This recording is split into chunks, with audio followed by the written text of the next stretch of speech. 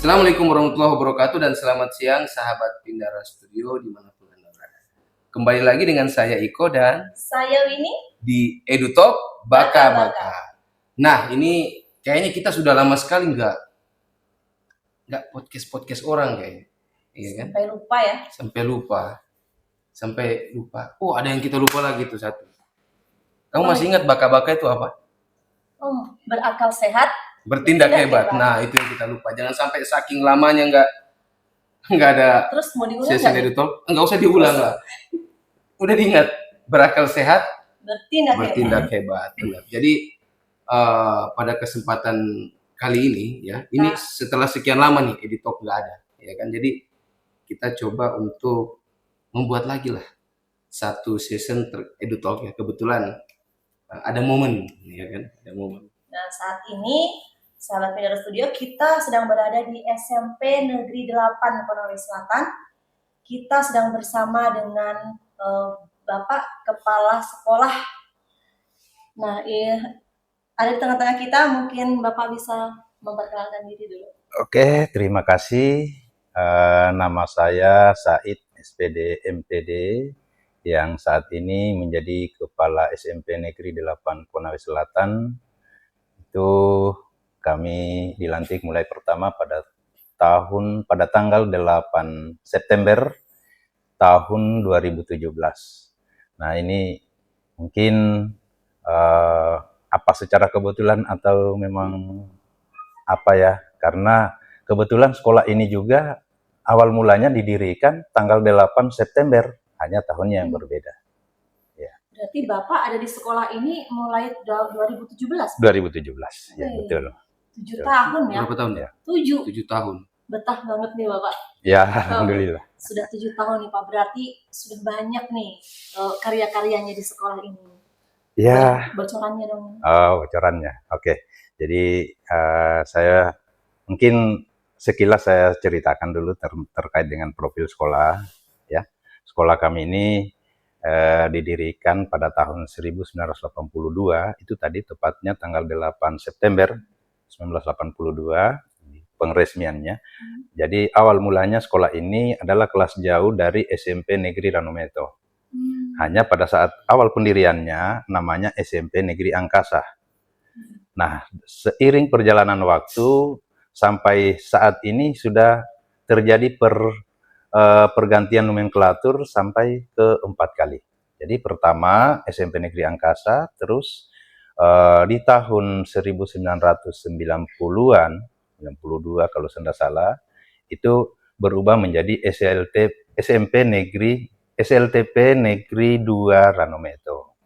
Kemudian di tahun 1997 itu menjadi SLTP N2 Ranometo, dan kebetulan yang terakhir pada tahun 2012 itu nomenklatur yang terbaru menjadi SMP Negeri 8 Konawe Selatan hingga saat ini. Ya. Kemudian keberadaan kami di sini, kalau melihat dari apa yang sudah karya-karya yang sudah kami lakukan, jadi masih kaitannya dengan sejarah berdirinya teman-teman, rekan-rekan dari Pindara Studio ini. Saya ini sudah ada di tempat ini yang ketiga kalinya. Ketiga kalinya dalam artian begini, 1985 sampai 1988 saya kebetulan sekolahnya di sini SMP. Itu ya, siswa di sini. Jadi saya hitung itu pertama saya berada di sini. Kemudian di tahun 1999 pada waktu itu ada program pemerintah guru-guru yang belum sarjana itu disekolahkan, maka ada program pemerintah untuk pengadaan guru ganti atau guru pengganti pada waktu itu. Nah, kebetulan tahun 99 ini saya ditugaskan juga kembali lagi di sini sebagai guru ganti sampai di tahun 2001. Jadi kurang lebih 2 tahun. Bahkan di SMP cikal bakalnya SMP Negeri 29 saat ini, itu termasuk saya yang menjadi penanggung jawab di sana pada saat itu menjadi kelas jauhnya SMP 2 Ranometo. Jadi kelas 1, 2 sekolah di sana, nanti kelas 3 mereka dioper lagi ke sini karena pertimbangan mau ujian. Nah, kita kembali sejak saya kemudian ya tadi itu 8 September 2017 kebetulan kami dipercayakan menjadi kepala sekolah. Namun sebelumnya saya berada di sini sejak tanggal 10 April 2017. Saya menjadi guru, tetapi pada waktu itu saya belum dikasih jam karena guru IPS yang pada saat itu mau pensiun, nanti pensiunnya bulan Juni. Nah, sehingga nanti pada saat awal tahun pelajaran baru di 2017-2018 kami diberi jam mengajar dan alhamdulillah kami laksanakan tugas seperti biasa teman-teman guru yang lain. Lalu di tanggal 8 September itulah kami dipercayakan dilantik menjadi kepala SMP Negeri 8 Konawe Selatan.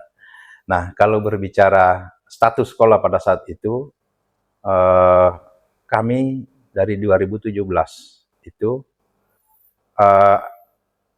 meraih akreditasi karena kalau kita melihat apa namanya level sekolah biasanya diukur dari akreditasinya dulu. Nah, artinya dengan melihat status berapa nilai akreditasinya kita sudah bisa membayangkan, membandingkan kira-kira apa yang ada di dalam itu.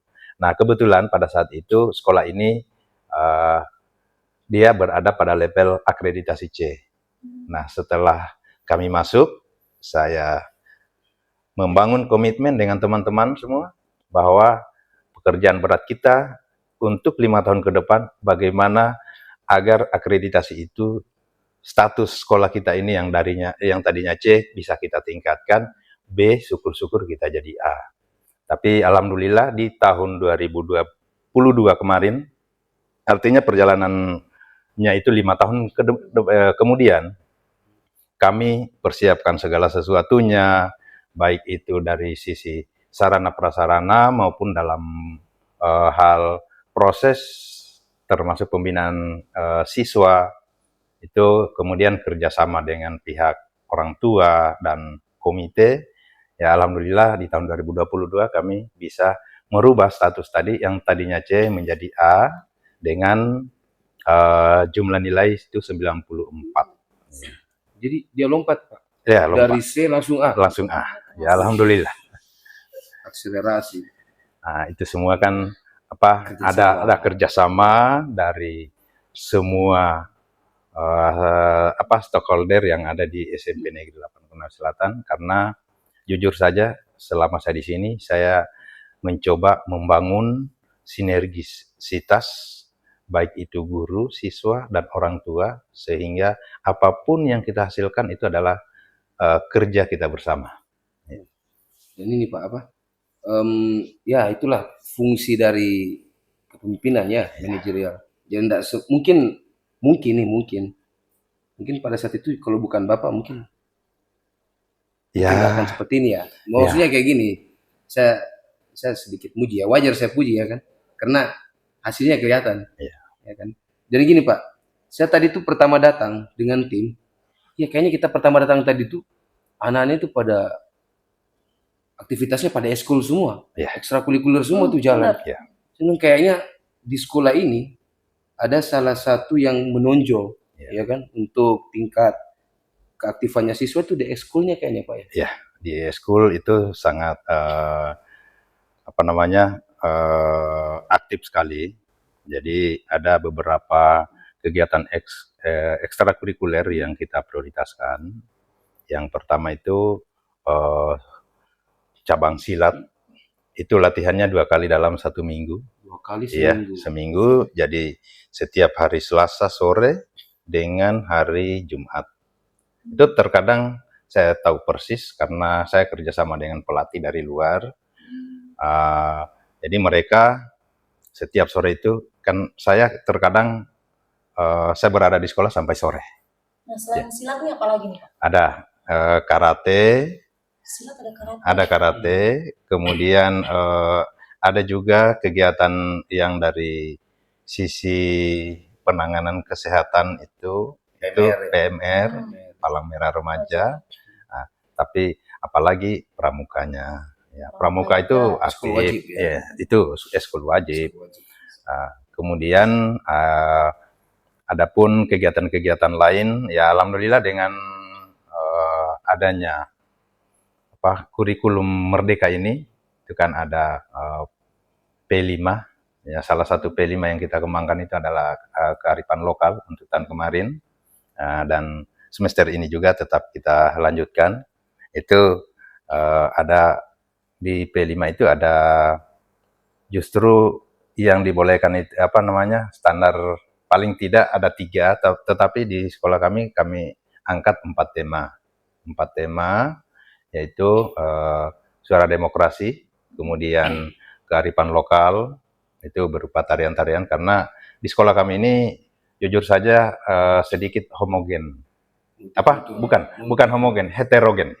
Ya, heterogen, karena baik dari sisi etnis, agama yang dianut itu sangat heterogen, ya, karena misalkan dari sisi agama, yang Muslim itu kurang lebih 350-an siswa, kemudian yang Hindu itu kurang lebih 90 siswa juga, dan yang Kristen itu hampir kurang lebih 25 orang saat ini siswa kami.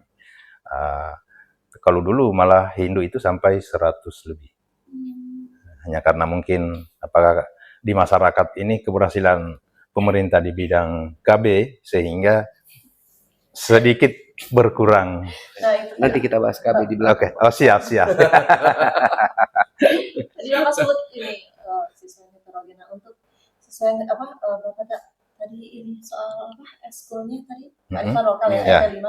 Iya. Kearifan lokal. Nah, ini untuk siswa yang heterogen tuh kearifan lokalnya apa namanya? Kalau kearifan lokal yang kemarin ini kita angkat masalah tarian Mondotambe dengan tarian Lariangi, ada juga yang tarian dari teman-teman kita yang Bali. Oh. Ya. Dari Bali. Dari Bali. Ada Iya. juga yang dari Bali, Pak. Iya. Tapi semuanya itu kayaknya mereka kolaborasikan. Artinya tarian Bali tidak mesti harus anak-anak yang Bali saja yang paham. Begitu juga tarian Mondotambe, justru anak-anak yang ngotot, Pak, Ibu, saya ingin belajar itu. Ya, oke, silakan. Harus saling masalah. tahu. Iya. Harus saling tahu. Iya. Budayanya temannya. Ya. Iya. Kemudian yang paling menonjol di sini, jujur saja saya paling banyak terbantu dengan OSIS, ya, kepengurusan OSIS. Saat ini kepengurusan OSIS itu ada 73 orang. Ya. Jadi mereka terbagi dalam 8 sub bidang. Jadi setiap sub bidang itu punya tanggung jawab masing-masing. Termasuk kemarin waktu kita akreditasi itu sangat terbantu sekali. OSIS hidup, ekstrakurikulernya hidup. Sekolahnya ada 4 tuh coba. Ya, 4. Ya. Olahraga pasti aktif kan? Iya. Belum lagi yang olahraga. Ya. Tadi itu kan seni itu, seni kan, tari, apalagi tadi itu. Lariangi, ya. Ya. Iya kan. Silat ada karate lagi. Ya, ada karate. Seni bela diri. Ya. Olahraganya otomatis karena lapangannya lengkap. Ya. Saya lihat tadi luas lapangannya, buat main voli ada, buat main basket ada, buat main futsal ada. Ya. Dan kalau terkait implementasi kurikulum Merdeka, saya rasa sekolah ini sudah melaksanakannya. Karena tadi ingat nggak, kita sempat ngobrol sama anak-anak, mereka tahu loh P5 itu apa. Iya, benar. Dimensi dalam dimensinya mereka hafal. Pancasila kan. Terus tadi tuh sempat ini sih, tomat apa sih tadi itu? Iya, tomat. P5 tuh. Tomat. Apa tadi tomat itu? Apa tomat tadi itu apa? Yang anak-anak ngomong tadi tomat. Kita yang keliling tadi tuh tomat. Itu nih, kita kan keliling, mereka ngambil gambar. Siapa tuh ingat, saya mau tanya. Tomat itu apa? Kalau enggak ingat, waduh, enggak ingat juga. Pindah studio penasaran tentang tomat, bisa nonton di liputan yang sudah. Iya. Dan nanti di deskripsinya ditulis tomat itu apa ya? Ada mungkin tomat maksiat bisa juga. Tomat maksiat. Ya. Jadi gini lanjutnya Pak Kais. Ya. Ini dulu sekolah ini memang ini milik daerah atau diserahkan ke daerah atau gimana? Karena kan namanya sekolah angkasa, Iya. terus tempatnya sekolah angkasa sih, SMP Angkasa ya? Iya. SMP Angkasa, terus tempatnya nggak jauh dari markas Bandara. Auri, Oke. nggak jauh dari bandara ya, Iya. Bandara Haloleo. Emang dulu ini sekolahnya punya siapa begitu? Jadi begini, banyak persepsi di masyarakat, ya, dan ini menjadi apa namanya keharusan buat kita untuk meluruskan semua informasi-informasi yang sifatnya sepotong-sepotong. Memang kalau kita melihat di seluruh Indonesia ini, yang namanya sekolah angkasa itu adalah milik yayasannya TNI Angkatan Udara. Nah, tetapi tidak kenyataannya seperti di sini. Jadi sejak mula berdiri tahun 82 itu namanya SMP Negeri Angkasa, bukan SMP swasta. Ya, jadi orang banyak berpersepsi bahwa SMP Angkasa itu adalah sekolah swasta dan miliknya Auri, tapi tidak. Dia awal mula berdiri hanya dia menggunakan nama Angkasa karena memang ini lokasinya ada di area di area bandara, bukan bandara, Lanut Haloleo. Ya, karena bandara itu menumpang juga, sama dengan kita. Iya, bandara juga menumpang ya. Iya, menumpang juga ke. Ini juga numpang ceritanya. Ini juga kita menumpang. Makanya setiap 2 tahun sekali itu ada perbaikan, ada perubahan MOU dengan pihak bandara, dengan pihak Lanut. Namun untuk tahun ini kami sudah mengusul untuk perpanjangannya lagi, tetapi kami coba bermohon dan sudah berdiskusi dengan Kadislok, pihak Lanut Haloleo, itu mereka pada prinsipnya setuju dan maksudnya supaya durasi waktunya itu jangan setiap 2 tahun, tetapi ditingkatkan menjadi 5 tahun. Dan alhamdulillah kemarin, kalau dulunya ini kan izin operasional izin penggunaan hak pakainya ini masih satu SMA, SD 5 Ranumeta dengan SMP, itu masih dalam satu areal. Nah, tahun ini kebetulan SD 5 sudah keluar, itu sudah terpisah dan durasi waktunya dari sekarang sampai ke 5 tahun ke depan, baru bisa lagi kita perbaharui. Oh, jadi memang ini ya ibaratnya ngontrak. Ya sama dengan SMA sebelah itu kan sekarang sudah. Itu kan perlu saya luruskan juga. Iya itu. Ini kan isunya bahwa mereka disuruh pindah oleh pihak Lanut, padahal sesungguhnya bukan. Justru saya pernah bincang-bincang dengan Kadislok di sini. Dia katakan, Pak KS, kami ini TNI, kalau bertugas terutama di daerah perbatasan, justru kami menjadi guru. Kalau di sana tidak ada siswa, tidak ada guru. Ya, kami jadi malah sebenarnya dengan adanya sekolah di sini kami terbantu. Mulai dari tingkat TK, SD, SMP, SMA. Coba bayangkan kalau tidak ada sekolah di sini, mau tidak mau anak-anak kami yang bersekolah harus kami antar jemput. Berarti ada sumber daya kami yang harus standby, harus terkuras untuk itu lagi. Misalkan dari sisi kendaraan, belum harus ada yang antar jemput. Kemudian dari sisi personil, harus ada yang standby itu, yang antar jemput. Ya, jadi tapi dengan adanya sekolah di area kami, malah kami bersyukur kami laksanakan tugas kami, mereka juga berbondong-bondong ke sekolah. Dan selama keberadaan kami di sini, sejak saya sekolah, sama-sama dulu, rata-rata itu anak-anak yang dari dalam, itu rata-rata berprestasi. Prestasinya bagus, kemudian tata keramanya juga bagus. Alhamdulillah, karena mungkin mereka sudah terbiasa di lingkungan keluarganya.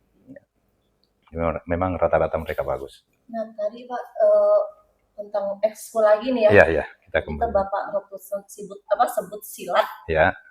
Itu pelatihnya ini dari mana, Pak? Silat kebetulan dia ketua IPSI Konawe Selatan, dan kebetulan beliau kan bertempat tinggal di Desa Onewila. Jadi beliau ke sini Iya. itu Pelatihannya itu dia terkadang tidak setiap latihan itu dia sendiri yang tetapi ada asistennya. Dan asistennya itu rata-rata anak-anak alumni dari sini juga. Nah, karena masuk karate juga. Iya, karate. Kalau karate sekarang ini jarang, karena karate begini. Karate ini kan banyak versinya ya. Ada lemkari, ada inkai, ada ini. Jadi katakanlah ini dua dulu, kan tidak bisa dipersatukan. Iya, benar. Nggak bisa mereka latihan bersama. Iya. Ya, makanya ini kalau karate yang lemkari kayaknya ini yang di bawah naungan Yonif 725. Jadi mereka lebih banyak latihan bersamanya di sana. Ya. Kalau silat, ya, ya.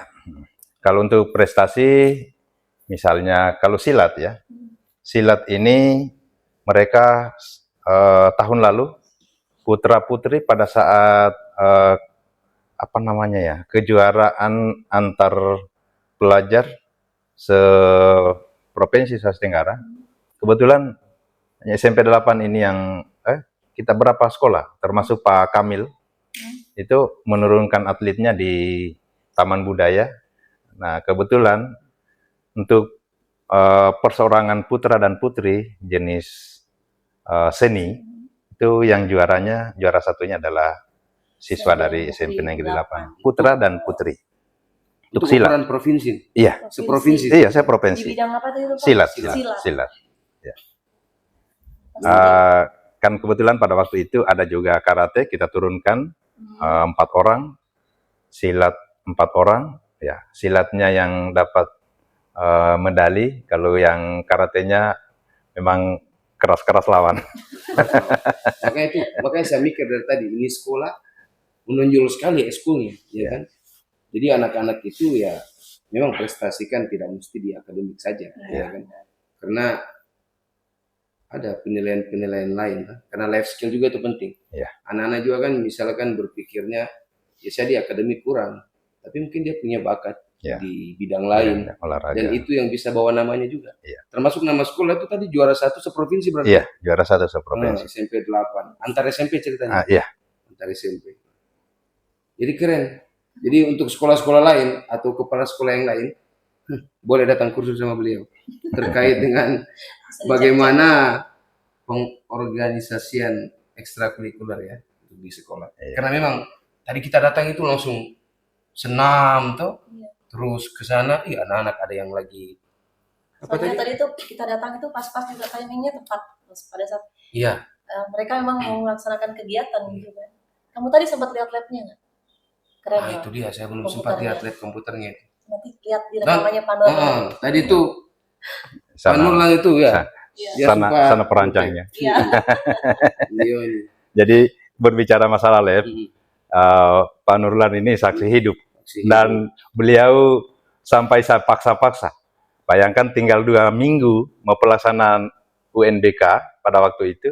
Satu-satunya sekolah yang berani siap untuk maju, untuk mengakomodir bahwa di tahun 2019 ya Pak Nur pada saat itu.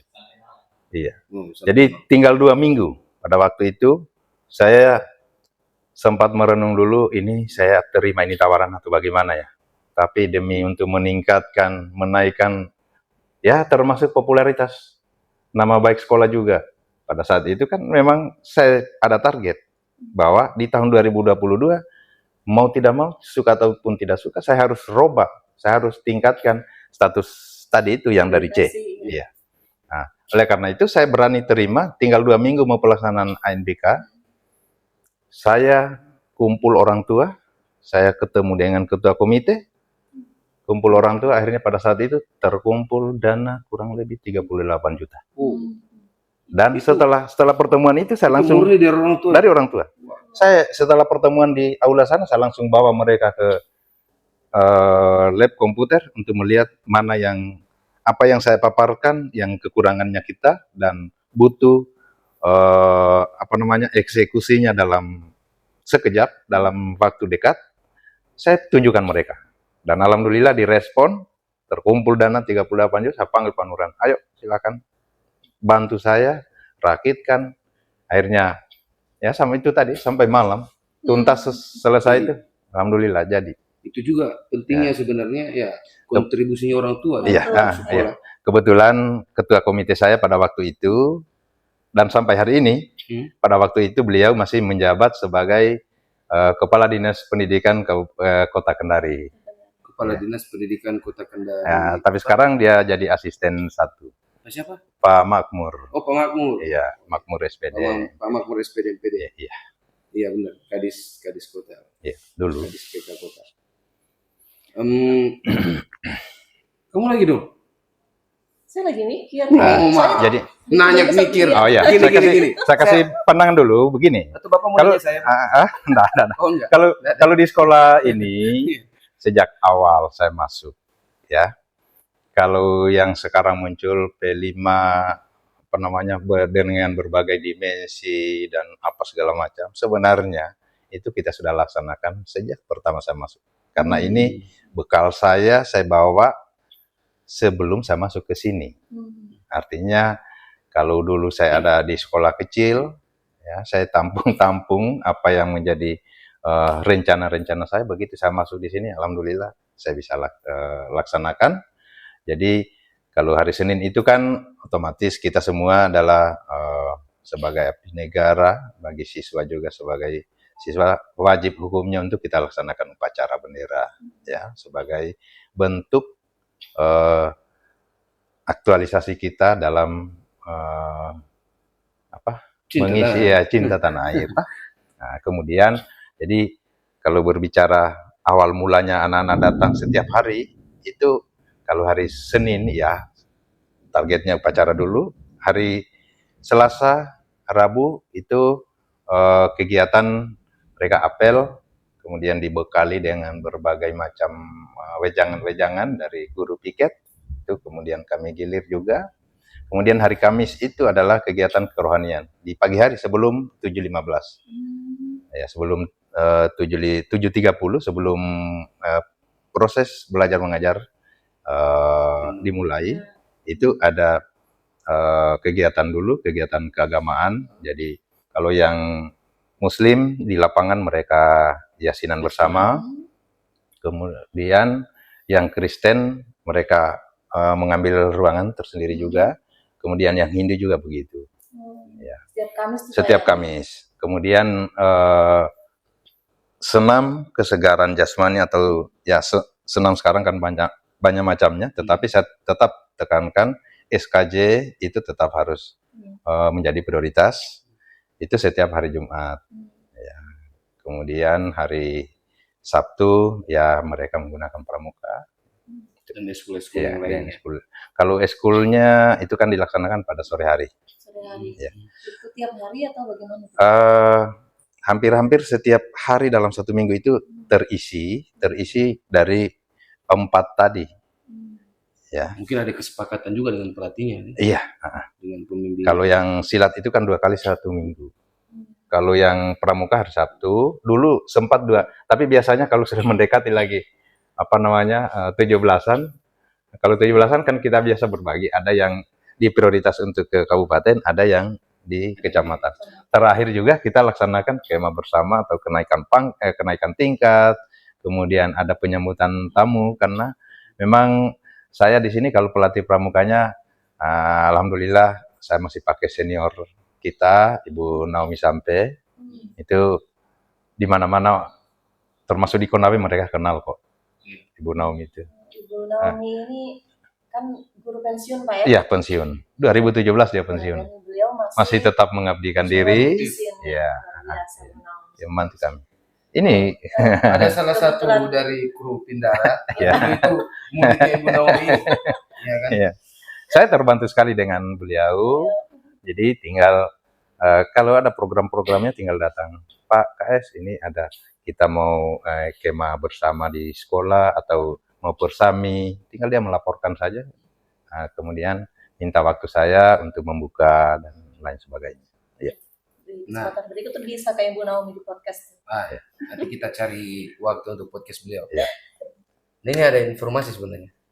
Kamu sudah tahu belum? Atau ingat nggak? Makanya dikasih tahu dulu. Beliau ini di samping kepala sekolah, beliau juga ketua KKS. Ketua, iya. Konawe Selatan. Jadi ketua musyawarah kerja kepala sekolah untuk SMP. Ya, negeri dan swasta ya. Iya. SMP negeri dan swasta se-Kabupaten Konawe Selatan. Beliau tentunya dijadiin ketua bukan tanpa alasan kan. Dari semua yang dipaparkan tadi jelaslah cocok atau layak jadi ketua. Nah, ini dia. Saya pengen tahu sebenarnya. Selain etosnya Bapak, ya kan, selain mungkin ada semangat manajerial yang Bapak punya, apa sih dorongan dari dalam yang Bapak miliki sampai ya ingin atau mampu mengubah atau memajukan SMP Negeri 8 sampai seperti saat ini? Ya, jadi begini. Awal mulanya saya jujur saja, saya ini kan masuk di Konawe Selatan nanti 2017. Dan artinya kalau itu bahasanya masuk berarti pernah sebelumnya bukan di sini. Ya. Jadi saya kan mutasi dari Konawe tahun 2017 itu di bulan April. Ya. Kebetulan saya ditempatkan di sini, tentu SMP Negeri 8 Konawe Selatan ini adalah salah satu-satunya SMP yang ada di pintu gerbang bagi tamu-tamu kita dari luar ataupun orang Sulawesi Tenggara yang mau keluar dengan menggunakan jasa transportasi udara. Ya. Jadi itu salah satu hal yang mendorong buat saya. Saya ingin menunjukkan bahwa saya mampu kerja. Ya. Karena jujur saja saya dari Konawe itu saya kepala sekolah di sana 6 tahun. Saya masih posisi kepala sekolah saya tinggalkan. Nah, tapi kan itu tidak usah kita membahas apa masalahnya karena itu terkait dengan politik. Jadi saya ingin tunjukkan, saya ingin tunjukkan mereka bahwa saya mampu bekerja kok. Nah, kenapa saya selama 6 tahun ditempatkan di sekolah ini? Hanya dijanji, tidak pernah juga kejadian tidak terrealisasi juga, ya sudah. Salah satu dorongan pribadi saya, kalau begitu saya harus hijrah. Saya harus hijrah dalam artian pindah. Ya, saya pindah ke sini. Iya. Ada berarti salah satunya dorongan pembuktian ya. Saya ini bisa kerja. Dan itu terbukti. Teman-teman kadang mereka telepon saya. Dan alhamdulillah semua pejabat-pejabat Konawe pun yang kenal saya, kalau mereka ke bandara atau apa, biasa mereka sudah di ruang tunggu sana atau dia masih telepon, Pak, kita merapat ke sini, ingin ketemu Bapak. Ternyata. Dan itulah memang kadang-kadang salah satu hal yang menjadi pendorong hasrat kita untuk berbuat lebih, berbuat baik, berbuat banyak itu. Itu kan motivasi. Iya, motivasi perilaku. Ya, ini asik sekali sebenarnya ngomong sama Bapak. Iya, banyak juga hal tidak terduga. Hal yang tidak terduga ya. Jadi sekolah ini memang itu tadi, saya sebenarnya hal yang paling sangat menonjol dan sangat berkesan bagi saya pribadi, yaitu eskulnya jalan semua eskulnya. Jadi siswanya tuh kayak nggak ada yang nganggur. Iya.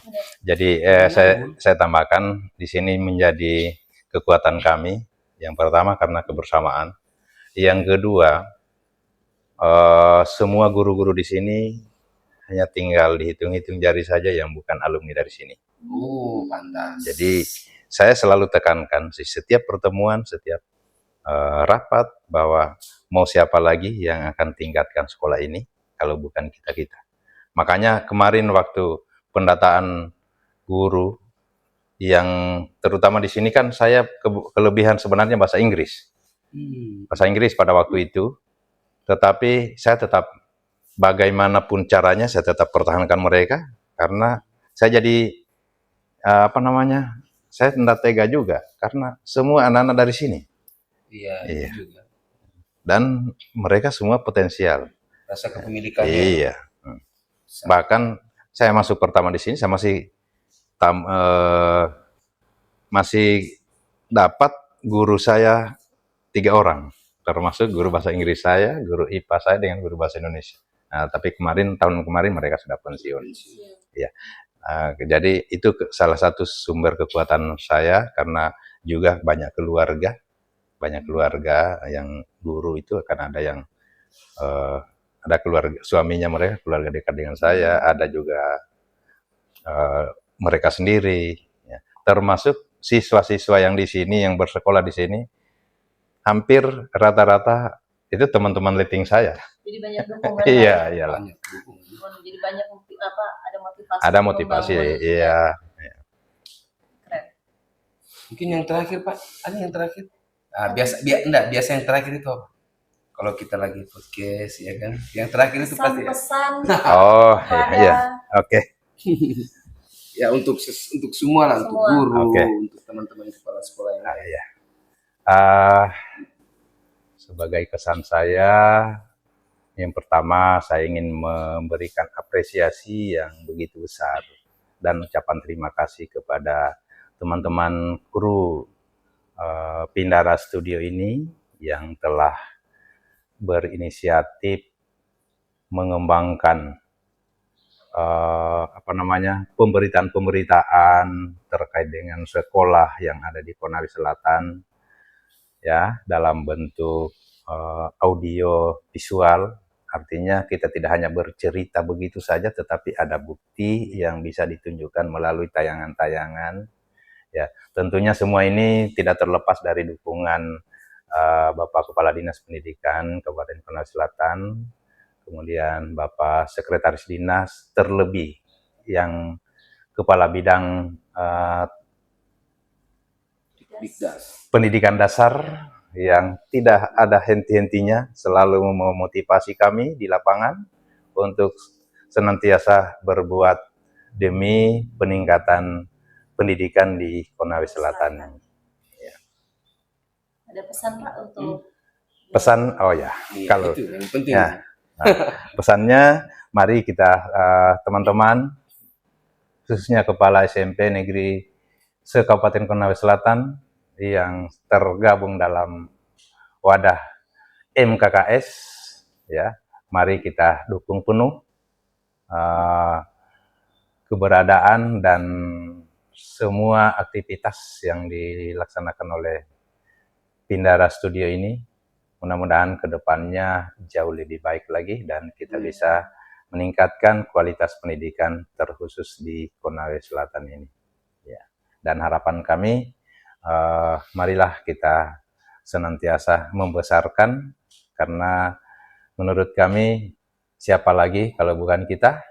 Nah, jangan sampai informasi ini orang lain lebih paham, lebih tahu ketimbang kita sendiri yang ada di dalamnya.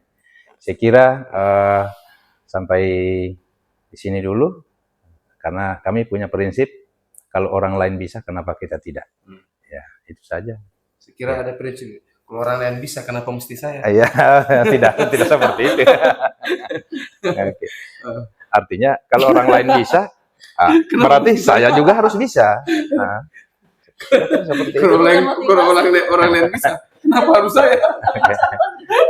Nah, jadi ya itulah tadi ya pesan dari Pak Said, SPDMPD ya, Kepala Sekolah SMP Negeri 8 Konawe Selatan.